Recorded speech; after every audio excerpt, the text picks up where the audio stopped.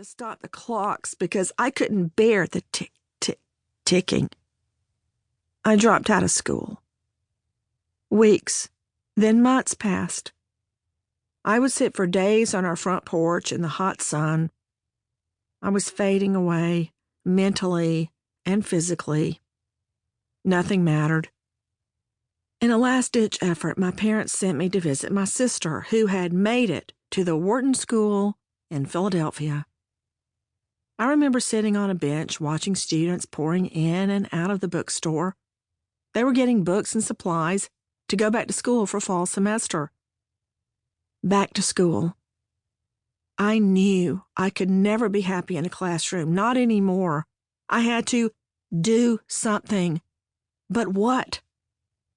Sitting on that bench outdoors in the late afternoon, I had an inkling of an idea, an inkling that turned into a life's devotion.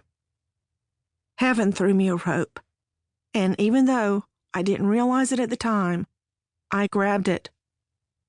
Yes, I went back to school, but teaching literature was no longer an option for me. My one burning goal was to somehow get into law school and then fight crime with all my might. I had only one reference to present to the law school admissions department from my Sunday school teacher. I remember riding by the law school and seeing the lights burning in the library into the night and wondering if I could possibly get in, wondering if good grades and a letter from a Sunday school teacher could possibly be enough. And then I got a letter. It was sitting in our black metal mailbox at the end of our driveway near the road, which had finally been paved over just a few years before. The pavement is important because when I opened the letter and read it, I remember the hard asphalt when I went down on my knees and thanked God I got in. Before my first day of law school, I actually had to look up the definitions of plaintiff and defendant.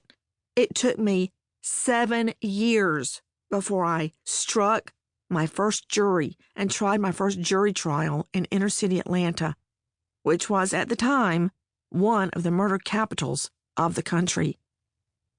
For the next 10 years, I had a life very different from the way it was before or after. For 10 years, an ordinary person like me had an extraordinary opportunity to speak for those who could not speak for themselves and be their voice in courts of law. Fighting crime is nothing like what you see on TV and in movies. Being on a real murder scene is something I wish on no one. The sight, the smell, the malice hanging in the air is something I never forget. It sticks with you. Other cases stuck in my heart.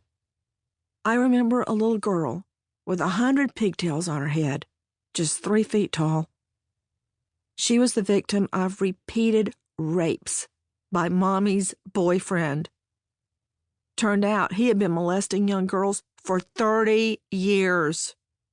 I found 7 of them and brought similar transactions before the jury when the little girls were too afraid to testify. But they did.